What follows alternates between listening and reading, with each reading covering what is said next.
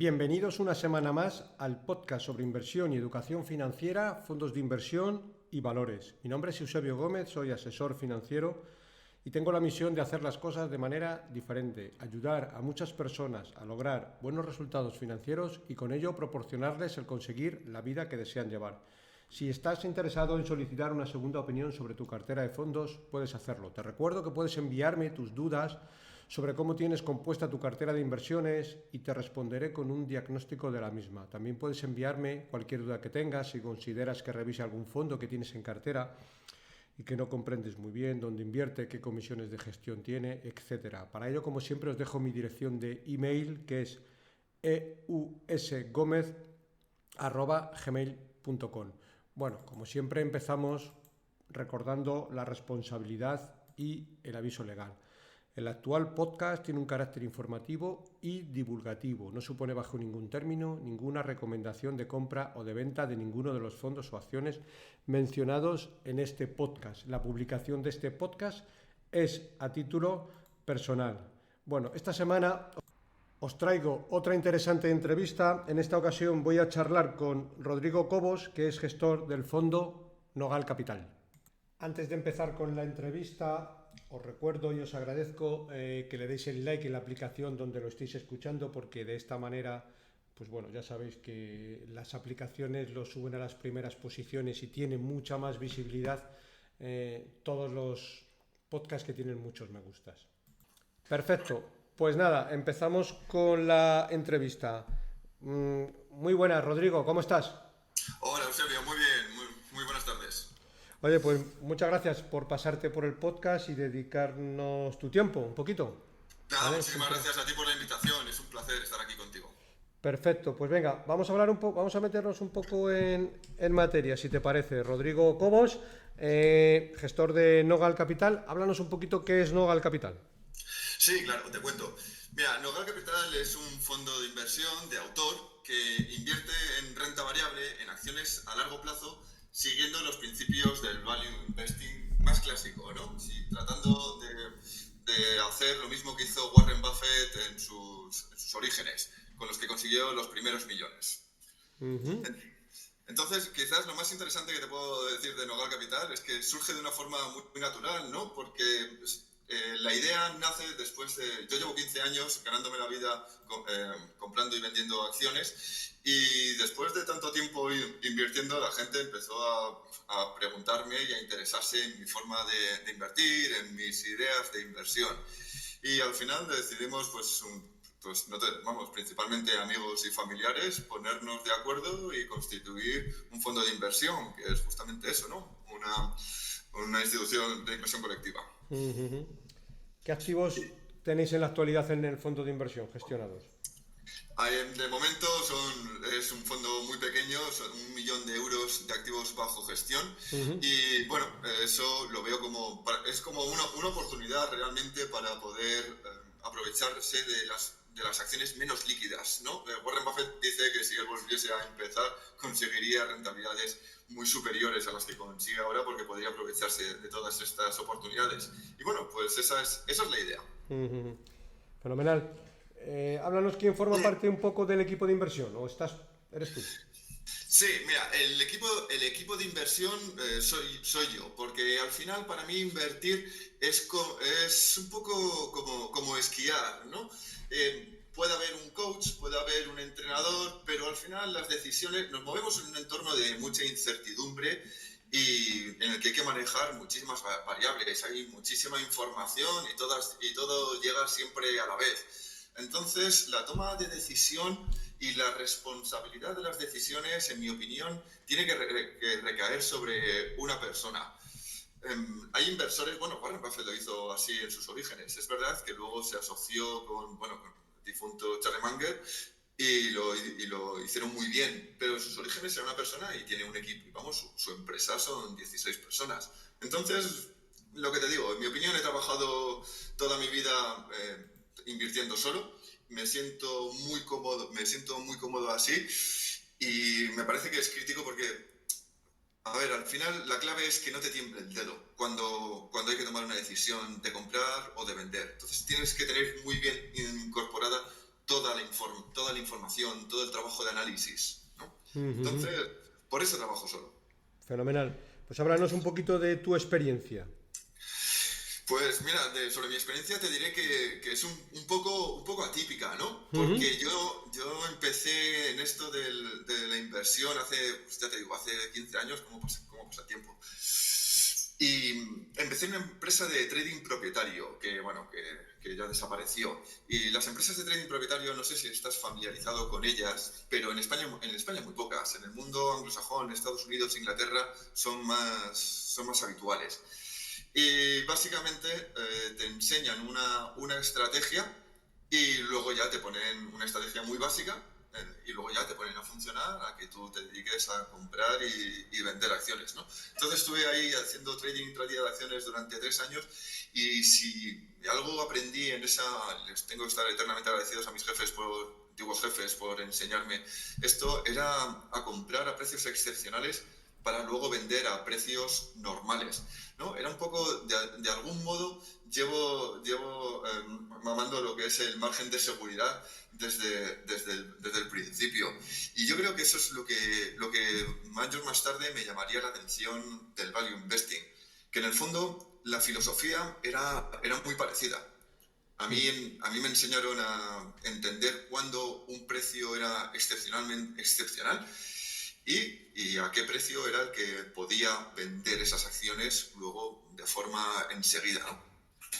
Y nada, pues ya te digo que 3 años más tarde pues empecé a leer sobre el Value Investing, estudié el máster de OMA en Value Investing y Teoría del Ciclo Económico, que ya te he escuchado en algún podcast que habláis de la Escuela Austriaca de Economía, con la cual simpatizo muchísimo. Ujú. Y, y nada, empecé a estudiar sobre el value investing, les propuse unas estrategias pues a los jefes, no les interesaron y decidí independizarme y montármelo por mi cuenta. Y quitando una etapa que fui a Londres, me surgió la oportunidad de trabajar en Londres como consultor para el Banco Santander y estuve trabajando una temporada, pero lo que me gusta realmente a mí son los mercados financieros, así que terminé volviendo. Ujú. Y bueno, estudié el programa CFA, que en España no es tan conocido. Conseguí aprobar el tercer examen en 2018 y creo que eso es lo que quizás me diferencie frente a otros gestores junior o sin que no vengan de la gran banca de inversión, ¿no? La designación CFA es una designación muy exigente que requiere mucho estudio, pues cada examen en media más o menos son unas 1000 horas y luego una experiencia profesional relevante relacionada con los mercados financieros. Entonces, bueno, pues digamos que poco a poco me he ido formando y aprendiendo a lo que era el value investing e invertir a largo plazo. Ujú. A nivel a lo mejor inversor particular, el CFA no está muy conocido, pero yo creo que en la industria de fondos de inversión, para alguien que te va a contratar, sí que es una cualificación, bueno, que prácticamente sí que en muchos sitios te la exigen. Sí, los bancos ya se está viendo en los últimos años, sobre todo, he visto un cambio.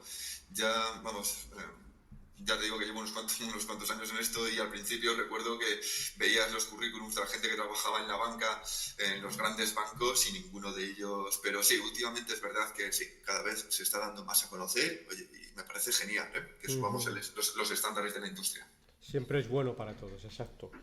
Hmm. Pues vamos a adentrarnos un poco, si te parece, en el fondo. Háblanos de, aunque ya más o menos nos has ido un poco adelantando, bueno, hablándonos de Warren Buffett y demás, la filosofía de inversión del mismo. Claro, mira, como te comentaba, la filosofía de inversión es el value investing más clásico, porque el value investing en el fondo es una forma de trabajar y de estudiar, ¿no? Para mí. Entonces, lo que he tratado de entender muy bien es cómo empezó a invertir Warren Buffett, cuáles fueron esas inversiones que le dieron mayores rentabilidades, mayores beneficios cuando era joven. Y hay un libro muy interesante que a mí me encanta, que para mí es fundamental, es el Value Investing from Graham to Buffett, de Greenwald y Kahn, que explica toda la lógica inversora, ¿no? Porque al final por decirlo de algún modo, lo más básico en la inversión es el net asset value, ¿no? El valor contable. Porque al final, bueno, pues es un precio del mercado, es lo que ha costado, es como que lo tenemos todos muy interiorizado. Si algo cuesta tanto y te lo venden el día de mañana con un 50 o un 70% de descuento, todos estamos de acuerdo en que posiblemente sea una ganga. En general, vamos, voy a hablar, ¿vale? Uh-huh. Y entonces eso es... Pero claro, esas oportunidades vuelan. Te puedes hacer una idea que encontrar una buena empresa por debajo de su valor contable neto es muy complicado. Pero bueno, con eso en mente, básicamente lo que dice el value investing es tú tienes que tener un valor intrínseco, un valor que te tienes que creer a muerte, como si te fuese la vida en ello.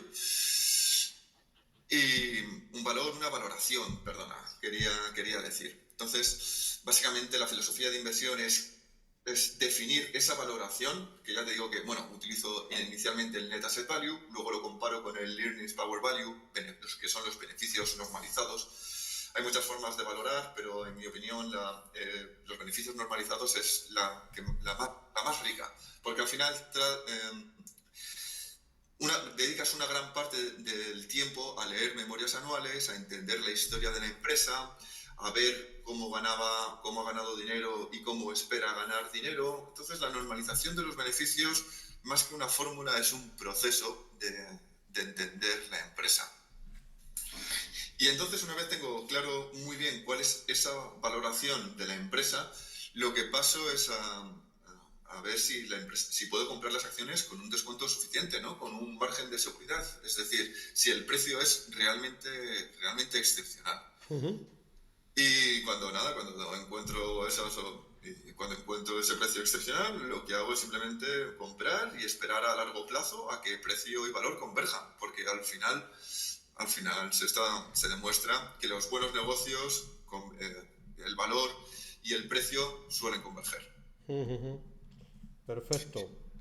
Pues háblanos un poquito del tipo de empresas que forman parte del fondo. Sí. Con algún ejemplo concreto. Venga, ¿Qué te parece?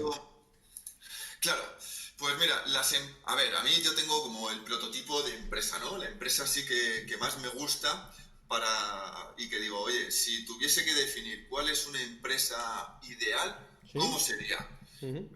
Para mí, en general, tienen que cumplir, la primera condición es que tienen que ganar dinero y generar caja. Hoy en día, la verdad es que igual no se equivoca, no sé quién se equivoca, si el mercado o quizás me equivoque yo, pero bueno, no me importa, ¿no? También, perdonad porque repita mucho a Warren Buffett, Tranquilo. pero es una referencia. Aquí lo Para mí, repetimos mucho, o sea que estás en tu casa, sin problema. Pues Warren Buffett dice que no hay que batear todas las bolas, ¿no? Solo las que a ti te gustan, las que tú sabes que vas a sacar del campo. Uh-huh. Y en ese sentido, últimamente parece que todo el mundo habla de Nvidia, de la inteligencia artificial y de este tipo de empresas. Y a mí me recuerda demasiado a la burbuja de las .com o de las Nifty 50, cuando todo el mundo decía que las empresas eran tan buenas que daba igual el precio que pagases por ellas, que siempre iban a valer más. Y bueno, luego se demostró que pues en las Nifty 50 tardaron 25 años en recuperarse. Por eso yo prefiero negocios más tradicionales, negocios aburridos. Y ya te digo, son negocios en general que ganan dinero y que luego, por supuesto, tienen que traducir ese dinero en caja. Siempre está un poco, pues, contablemente la trampa, ¿no? Hay empresas que dicen que el EBIT es basura y que lo único que importa es el free cash flow. Bueno, es relativamente. Una empresa, para que sea sostenible a largo plazo, tiene que ganar primero dinero y luego es verdad que tiene que generar caja. Uh-huh. Entonces, esa es la primera condición. La segunda condición es que tengan poca deuda. No me gustan los negocios con mucha deuda porque para mí es el principal riesgo de un negocio. Porque, claro, los negocios son cíclicos. O sea, bueno, la economía es cíclica, el ser humano es cíclico, y entonces, bueno, pues hay momentos mejores, hay momentos de auge, de expansión, de recesión. Y cuando vienen las vacas flacas, para una empresa, si le pilla a pie cambiado y con demasiada deuda, eso le puede llevar a la quiebra. Los bancos no perdonan, los acreedores no suelen perdonar.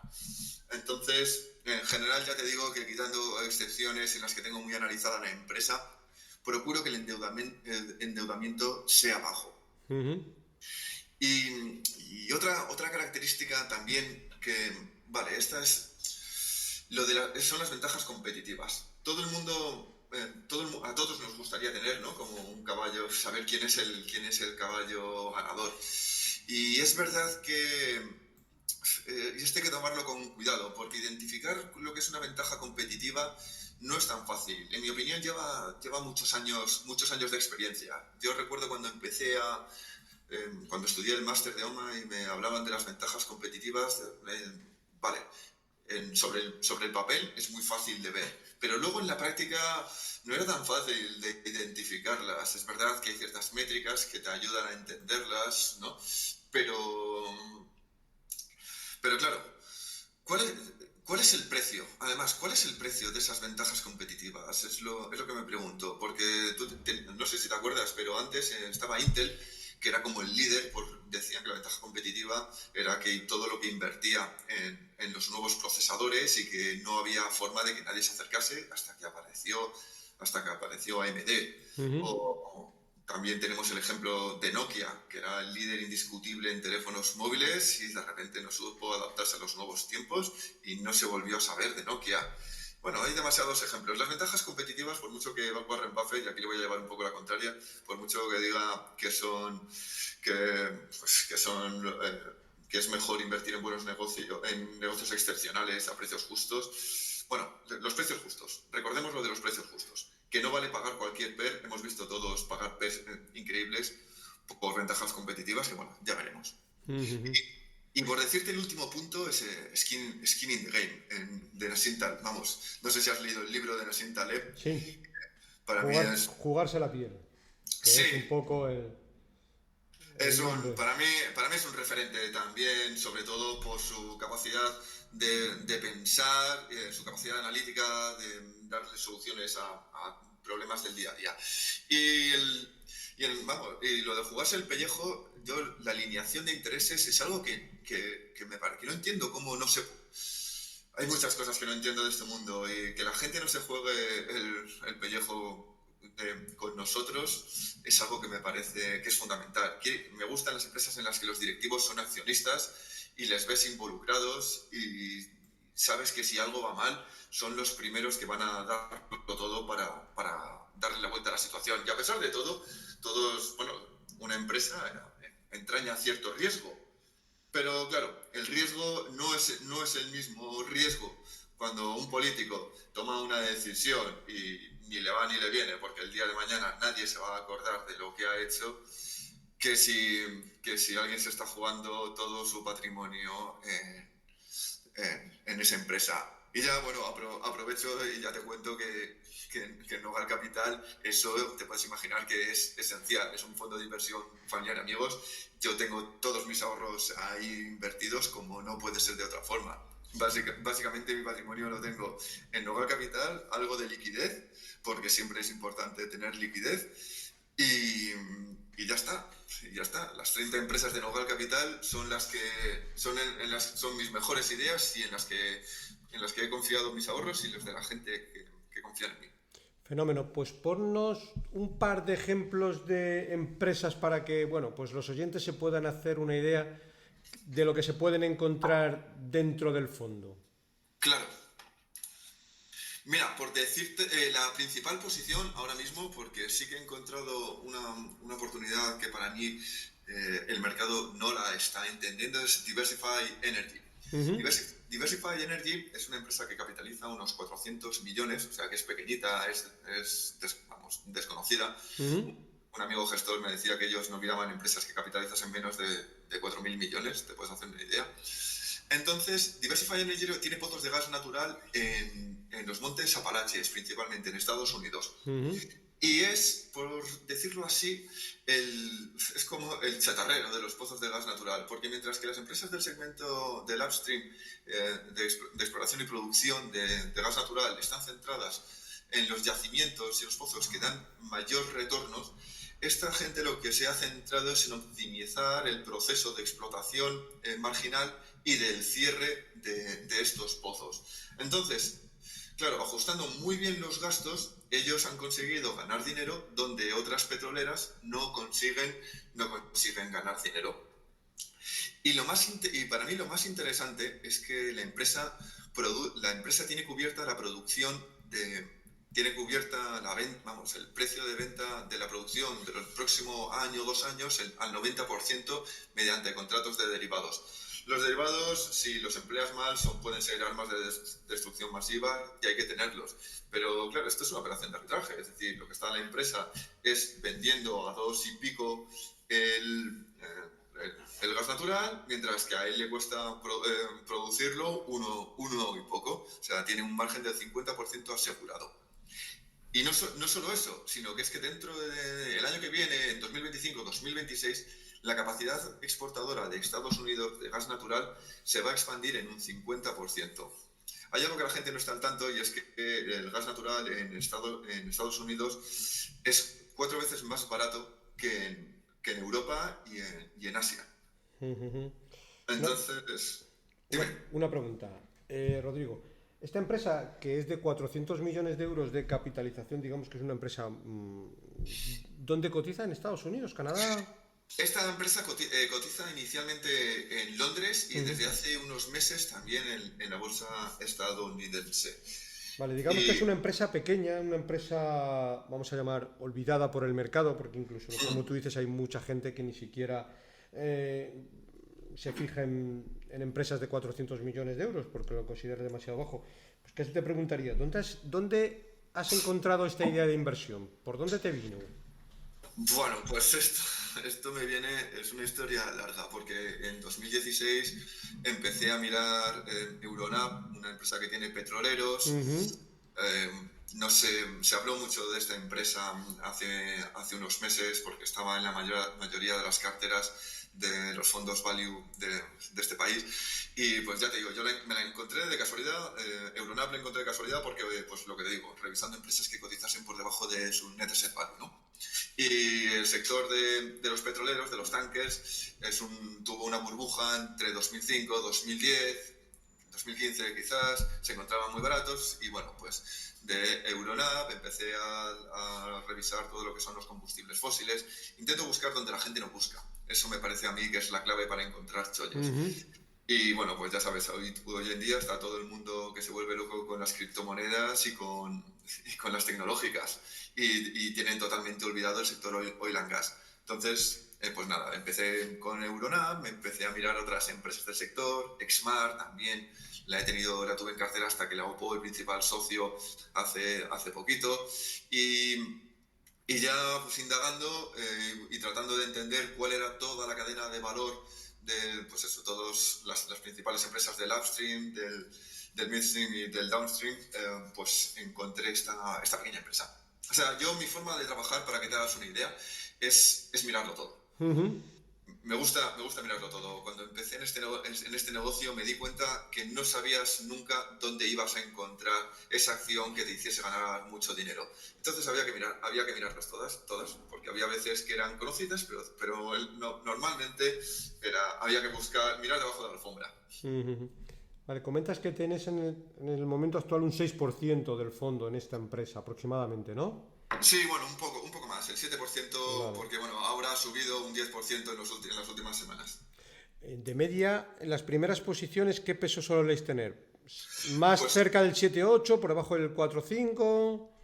Pues justo en la mitad, la verdad. Para mí, mira, divido la cartera entre 3 tipos de posiciones, entre el 5 y el 7, el 3 y el 5 y el 1 y el 3. Ujú. Entonces, entre el 5 y el 7% siempre están las posiciones que tienen mayor potencial de revalorización, esas que dices, mira, es que es tirar a puerta vacía. Y aún así, no me gusta tampoco alcanzar el 10% porque, bueno, siempre nos podemos equivocar. Eso es fundamental en este negocio. Hay que tener en cuenta que siempre nos podemos equivocar.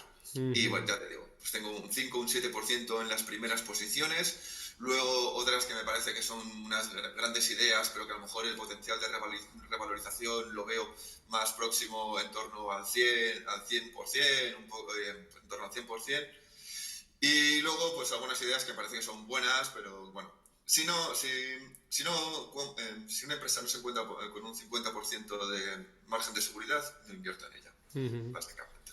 Mira, observando un poco la carta anual, que la estuve leyendo antes de la entrevista, veo que en algunos casos me llama la atención que, por ejemplo, Plàstiques de Valoré le das un potencial de revalorización del 236%, que así a simple vista parece una barbaridad. Tullow Oil, la compañía petrolera, le das un 200% de potencial, que también a simple vista dices, 200% de potenciales...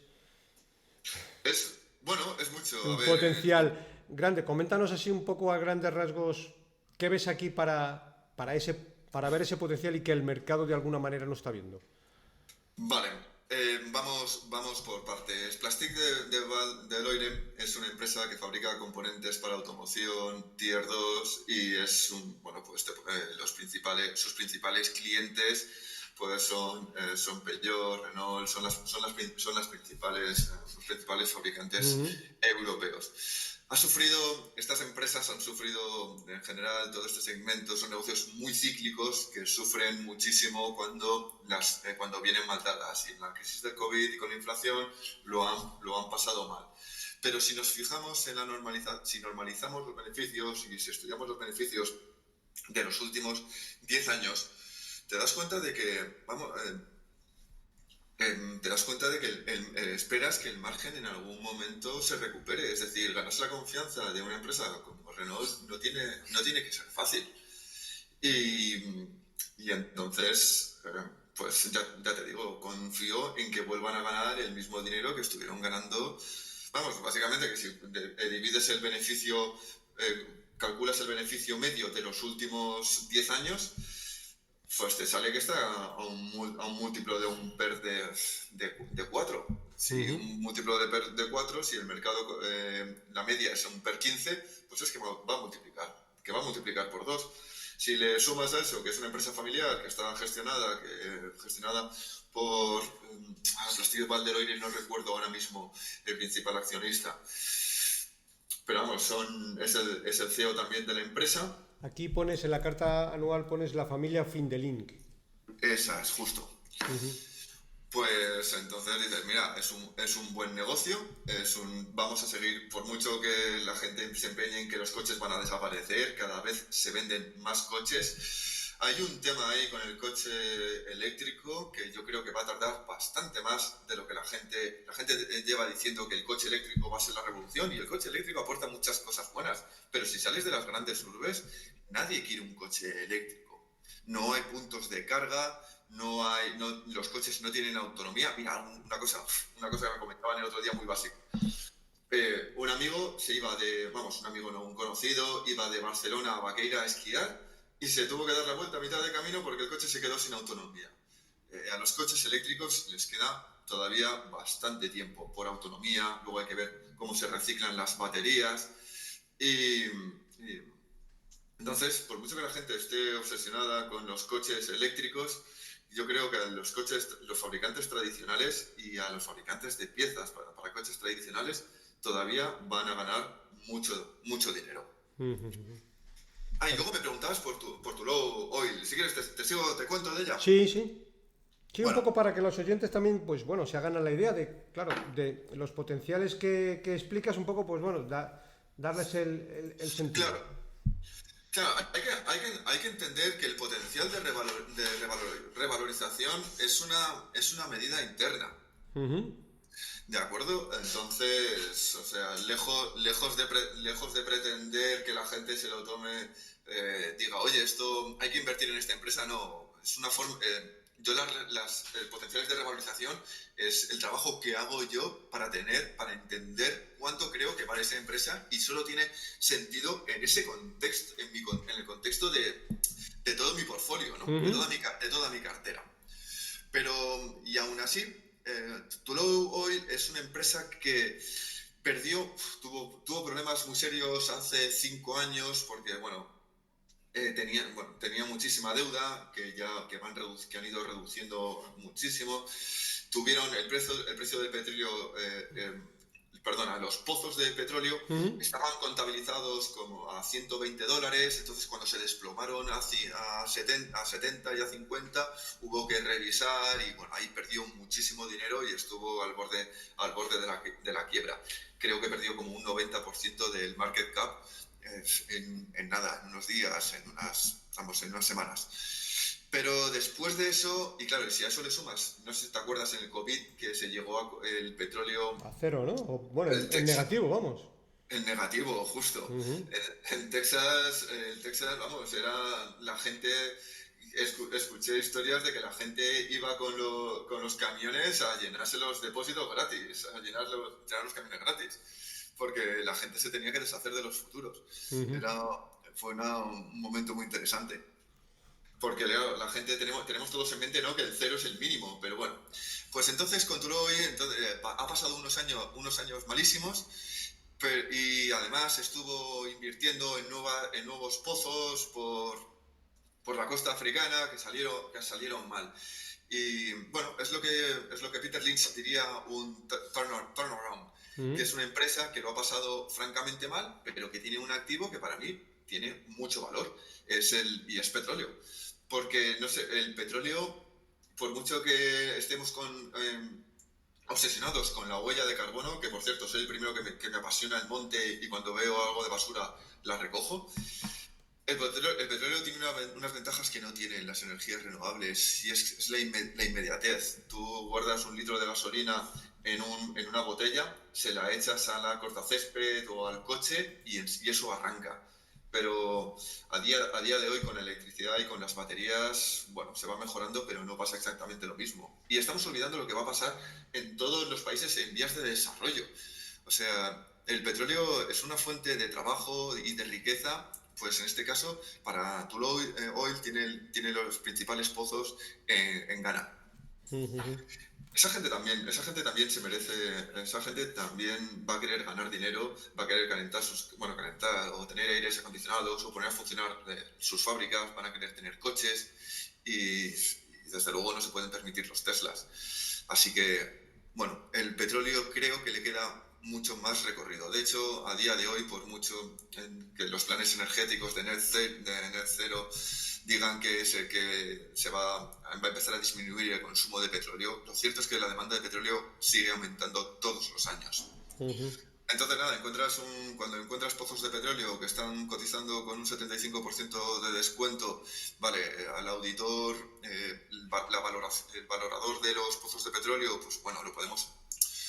Hay que exigirle un margen de seguridad extra a este tipo de inversiones, ¿vale? Pero cuando las encuentras, oye, es petróleo, es un buen activo, está ahí metido bajo tierra, hay que sacarlo y espero que la empresa, las perspectivas que tiene la empresa son muy buenas. Yo de hecho pongo un 200% y entre comillas, y creo que es prudente. Pero si se compra en los planes de negocio de la dirección, podría ser más. Perfecto. ¿Qué histórico de rentabilidad tiene el fondo? ¿Desde cuándo está creado? ¿La rentabilidad del fondo de inversión? Sí, y el histórico, o sea, ¿qué año lo iniciaste? Mira, el fondo se crea en septiembre de 2021 y justo, por cosas del mercado, el fondo cae esos meses un 4%. Yo llevaba la rentabilidad porque antes estaba gestionando a modo particular y, totalmente altruista. Las carteras de algunos familiares y la mía llevaba un 16% y justo ese primer año, desde que se constituye el fondo de inversión en 2021, septiembre de 2021, cae un 4%. 2022 es el año de la crisis y solo cae el 1%, pues un poco similar a la renta variable europea, pero nada que ver, desde luego se salvó de la catástrofe que es del Nasdaq y del S&P, que cayeron 20 y 30%. Así que 2022 un menos 1% y al año siguiente un más 18%. Y este año hemos tenido un primer trimestre complicado. El fondo ha llegado a caer un 7%, pero ya se ha recuperado ese 7% y ya estamos a cero. Bueno, aquí también hay que decir que 2-3 años para un fondo de renta variable, digamos que es es muy poco tiempo, es el minuto 5 de partido, como se suele decir. Sí, totalmente. O sea, tiempo. hay que tener en cuenta que aquí invierto a largo plazo. Yo esto es algo que pretendo estar haciendo durante los próximos 50 años. O sea, Correcto. tengo ahora mismo 38, 50, 88 años. Hasta los 90 he dicho que lo voy a hacer. Entonces, bueno, 3 años puede... En el corto plazo puede pasar de todo. Lo importante es a largo plazo. Exacto. Bueno, pues háblanos un poco aunque supongo que es un poco consecuencia de la asignación de empresas, que lo hacéis lo primero, ¿cuál es la disposición geográfica que tiene el fondo en la actualidad? La exposición actualmente es zona Europa el 90% y Estados Unidos el 10%. Mira, yo creo que aquí hay que ir aprendiendo poco a poco. O sea, bueno, poco a poco. Llevo 15 años, 15 años aprendiendo y siempre hay tengo una base de datos de 3.000 acciones y eso solo de empresas europeas. Bueno, empecé por Europa por cercanía. Es verdad que la bolsa española se quedaba muy pequeña, pero entre las acciones alemanas, francesas, inglesas, italianas, la verdad es que hay buenas oportunidades. Además, la bolsa europea está bastante infravalorada, en mi opinión, está infravalorada frente a la estadounidense. Es verdad que la economía europea, bueno, siempre es un poco menos dinámica, bueno, ahí hay muchas ideas, ¿vale? Pero por eso te digo que de momento estoy centrado en Europa. Solo tengo el 10% en Estados Unidos, pero voy mirando cada vez más. De hecho, la última inversión es Cheniere, tiene la principal planta licuefactora de Estados Unidos. Y bueno, pues ya te digo, poco a poco. ¿La parte que tienes en Estados Unidos cubres la divisa? No. Vale. No, son negocios internacionales, casi todos ellos, sí. Entonces el riesgo divisa, además no hay tanta exposición en el fondo de inversión a la divisa. Entonces no me parece que sea, eliminando las coberturas, simplifico y no me parece que haya valor añadido en ello. Perfecto. Vale, como norma general y hasta la fecha, ¿qué habéis tenido más en el fondo? Digamos, pequeñas compañías o compañías de gran capitalización. Pues yo por mi experiencia hemos tenido en general small caps. El market cap del fondo de inversión son 1.000 millones, o sea que es verdad que hay grandes empresas como ArcelorMittal o IAG, pero por mi experiencia me muevo muy cómodo en los small caps. Para mí la liquidez no es un problema, es realmente una oportunidad. Las empresas menos líquidas son en general empresas mucho más volátiles. Eso significa que te puede cambiar el precio de un día para otro, de un día para otro en momentos puntuales, un 20, un 30% en momentos puntuales, ¿vale? Pero claro, si tú te encuentras una empresa que has dicho que vale 100, un día está cotizando a 50, al día siguiente te la encuentras a 40, pues es un compra más. O sea, para mí la regla fundamental, como te he dicho antes, es que si cae el precio, tienes que creerte tanto la valoración que si cae el precio te quieras poner el puñal entre los dientes y ir a muerte a por ello. Entonces, vale, con cierta prudencia, porque tengo una regla que solo hago 3 compras por acción. Pero bueno, como te comentaba, en general me muevo más cómodo en las small caps. Además, los estudios empíricos muestran, Fama y Friends, ¿no? Muestran que a largo plazo dan mayor rentabilidad.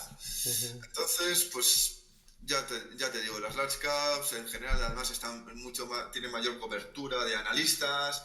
Es un negocio, son empresas en las que el precio y el valor suelen estar más ajustados y es más complicado encontrar esos desajustes entre el valor y precio. Perfecto.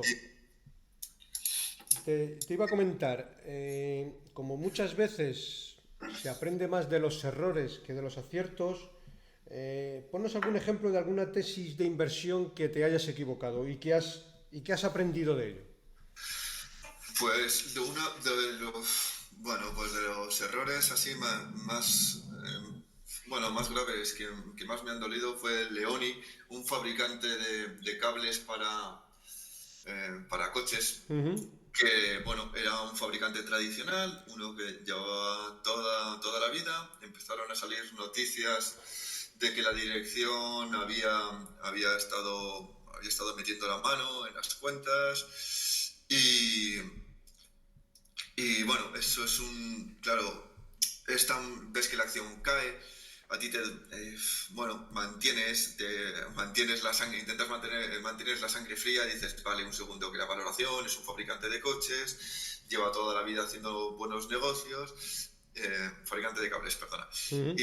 Pero nada, o sea, la lección más importante ahí es el management tiene que ser, y sobre todo porque has visto a otros. O sea, todos hemos oído hablar todos recordamos Pescanova y otros ejemplos que dices, si te han dicho que cuando haya un mal gestor, salte de ese negocio, no entres. Pero bueno, aquí hay que ser independiente y ser independiente en las ideas a veces, normalmente a mí me ha dado buenos resultados, pero hay veces que te lo comes. Entonces, me fijo. Es importante que el negocio sea bueno, pero que los directivos sean buenos es crítico también. En el caso de Pescanova, creo recordar, hace unos cuantos años, pero vamos, ya estaba yo todavía por aquí en los mercados, aunque tenían skin in the game, es decir, los dueños eran los propietarios de la deuda de la compañía, aquí había deuda y era una deuda, digamos, un poco, vamos a llamar, elevada, en algunos casos oculta, y es lo que tú has dicho al principio, muchos problemas vienen por la deuda. En el caso de lo que tú comentabas de esta empresa, que metían mano en las cuentas, ¿también era por la deuda? ¿O no?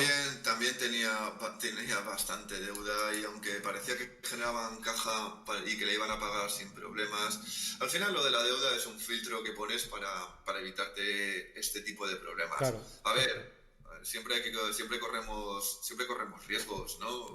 Pues cuando esquiamos también nos arriesgamos, y cuando invertimos, pero bueno, en este caso francamente, me salió mal. Ya, Vamos, sí, un al poco. final pues pierdes el 70% de la inversión y dices, bueno, pues ya está, por la siguiente. Claro, A bueno. ver, te levantas y vuelves al partido, ya está, no queda otra. Pero va un poco por ahí. Muchas veces la deuda hace que la gente empiece a hacer trilerías con Es el, la es, caja. es Tal. el, es el apalancamiento, Claro. es muy peligroso porque es muy tentador. A todos nos gusta la idea de, no, pides dinero prestado al 1, al 2%, y luego lo inviertes y obtienes una rentabilidad del 7-10% y así ganas mucho dinero. Ya, pero bueno, Ya, hay que tener cuidado.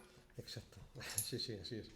Bueno, una cosa, Sí. preguntándote un poco por el fondo, Hmm. eh, una pregunta es decir, de inversor a gestor, ¿vale? Cuando te levantas por la mañana y te miras al espejo y piensas en el futuro, cuando es en el futuro es en los próximos 15 años, ¿dónde ves el fondo en términos de rentabilidad al cabo de esos 15 años? Pues mira, a ver, ya sabes que aquí no se puede garantizar nada, pero ya que me dices, mira, la rentabilidad por beneficios anuales normalizados que he calculado yo del fondo es del 16%. Uh-huh. Me encantaría conseguir un 16% anual. Ahora, seamos honestos, si consigo un 10% al año durante los próximos 15, 20 años, consideraré que he hecho un magnífico trabajo, porque hay pocos gestores que realmente sean capaces de conseguir esa rentabilidad. Pero bueno, hay los vientos, si tienes un buen viento de cola y parece que el value lo ha estado haciendo muy mal durante los últimos años, pues, oye, quién sabe, podrían pasar esas cosas. Perfecto. Oye, pues ahora vamos a hacer un poquito vamos a llamarle publicidad del fondo. Háblanos para el oyente que esté interesado, ¿dónde se puede comprar el fondo? Claro, el fondo está disponible en My Investor, Uh-huh. en My Investor, que bueno, para el que no lo conozca, es el neobanco que está los principales accionistas son AXA y el Corte Inglés, y bueno, se puede abrir cuenta sin ningún tipo de coste ni ninguna comisión. Y el fondo de inversión, a mí algo que es fundamental son las comisiones. El fondo cobra unas comisiones de 0,9% anual más un 9% sobre éxito, sobre beneficios con marca de agua.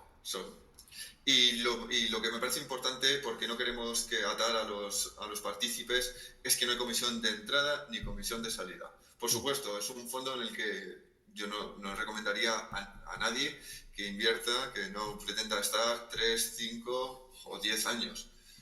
Pero queremos que que sea partícipe por convicción propia y no por una comisión de entrada o una comisión de salida.